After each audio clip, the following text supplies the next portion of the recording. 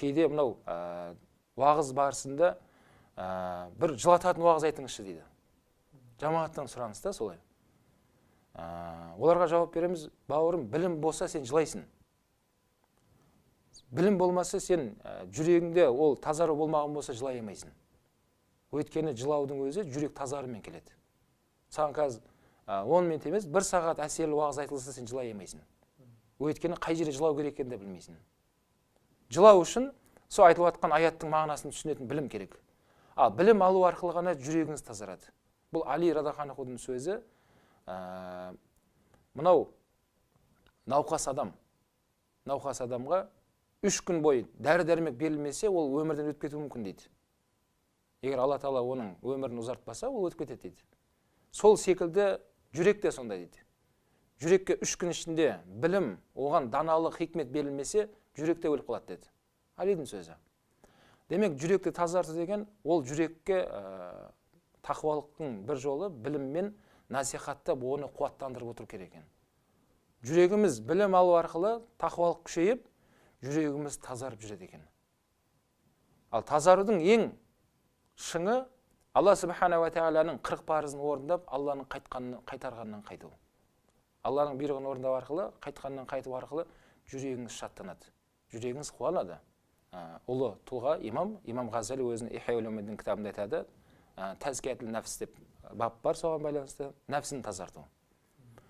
Нәпсі тазару арқылы жүрек тазарады екен. Бұл жүрек тазарудың бір ең жолы Алла Субхана ва Тағала кітапта айтып қойды. Құран кәрімде айтады: «Аля би зикриллахи татманнул қулуб». Біліңдер, Алланы еске алумен ғана жүректерінің тыныштық табады дейді. Жүрек тыныштық тапқаны, яғни жүректің тазарғаны ол. Алла Субхана ва Тағала бізді адамзат қылып жаратты. Сол адамзаттың ішінде Алла Субхана ва Тағала біздерді мұсылмандардан қылды. Аллаға шүкір. Адамзат 2 нәрседен тұрады. Жаннан тұрады, тәннен тұрады.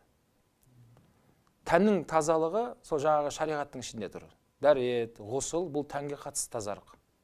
Жанның тазалығы ақылақта тұр, ақидада тұр. Ақида мен ақылақ бұл жанды тазартады. Сабырлы болуға, Аллаға ғана тәуекел қылу, қандай қиыншылық болса да оған мойымай, тағдырға иман келтіру мәселесін баршасы бұл жанды тазартады. Бұл өмірдің уақытша бір сынақ өмір екендігін жаныңыз кішкене кірленіп қалса, истиғфар ет дейді. Пайғамбар алейхиссалам: мен күніне кемінде 100 мәрте истиғфар етемін дейді. Алладан кешірім сұраймын дейді. Алладан кешірім сұрау арқылы ғана жанымыз тазарады екен. Мына қоғамдағы таза, жүрегім таза деп жатқан бұл 5 мезгіл намазын үзбей оқып жүрген адамдарға айтылған термин. 5 мезгіл намазын қаза етпей оқып жүрген адамдар таза адамдар солар. Қоғамда ондай адамдардан көптеген пайда көзделеді. Шынымен қоғамда көп үлесін қосатын сол азаматтар. 5 мезгіл намазын оқып жүрген адамдар. Өйткені адамның тәні кірленген секілді жаны да кірленіп қалады. Тәніңіз кірленсе моншаға шомыласыз, барып жуынасыз. Ал жаныңыз кірленсе қалай тазалайсыз дейді. Жаныңызды Пайғамбар алейхиссалам намазбен ғана тазалайсыңдар деді. Кімнің үйінің алдында өзен ағып жатқан болса, 5 мезгіл соған шомылатын болса, кір қалама қалмай ма дейді. Қалмайды ғой я Расулалла дейді. Дәл сол секілді 5 мезгіл намаз сендердің істеген қате күнәларыңызды жойып отырады дейді. Жанымыз кірленген кезде сол арқылы біз кәдімгідей адамдық қалыпқа келеміз. Сол намаз арқылы тәубамызға келеміз. Мынау жанымыз тазарғаннан кейін сыртқа біздің келбетімізді, біздің сөзімізді, іс-әрекетіміз баршасы тек қана жақсылыққа баулайтын сондай амалдарға өте бастайды адам. Өйткені ішкі жан дүниеңіздегі жүрегіңіз, тақуалық имандылығыңыз сізге тек қана жақсы бағдаршамшы болады. Сіз сол нәрсені істегіңіз келіп тұрады. Сол біреуге қайырымдылық жасап, біреуге қол қанат болып көмектескен кезде сіздің жаныңыз қуанады. Рахаттанасыз. Түнде үйіңізге барып, ұйқыға жатқан кезде бір ойланасыз. Бүгін не істедім мен? Осындай бір қайырымдылық жасадым десеңіз, Аллаға шүкір тәуба деп, жүрегіңіз шаттанып, әдемі дем алып ұйықтайсыз.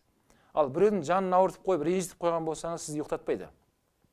Орныңыздан қарғып тұрып, жоқ дегенде телефонмен қайтадан звондап болса, алмаса сообщение жазып жібересіз. Бауырым, ренжіме.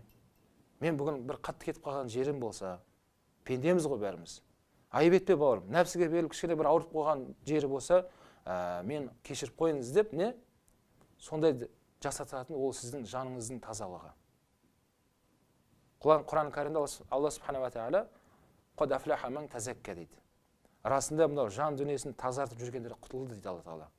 Қад афлаха. Расында олар құтылды. Яғни олар жеңіске жетті деген сөз. Алланың алдында мәртебелері жоғарылап, олар Аллах рахматымен жәннатқа кірген адамдарға айтылады. Міне сол себепті қоғамда, демек мен намаз оқымасам да, Алланың 40 парызын орындамасам да, жүрегім таза деген сөз ондай адамдарға айтылған сөз емес. Өйткені жаңа айтылғандай, мен моншаға бармай қойайын, бірақ мен сіздерге сөз берем. Мен денемнен жағымсыз иіс шықпайды. Мен кірленбеймін деп жүре аласыз ба? Жүре алмайсыз ғой. Еріксіз сіздің денеңіз моншаға мұқтаж болып тұрады. Дәл сол секілді мен намаз оқымасам да жүрегімді таза ұстап жүре аламын. Сөйтіп қоғамда өзімді адамды қалыпты алып жүре аламын десеңіз, бәрібір сіз көп жерде қателесіп қоясыз. Өйткені Алла субхана ва тағала бізді жаратқаннан кейін бізге осы шариғатты қияметке шейін қылып заңдастырып берді. Құран кәрімде бәрі айтылған.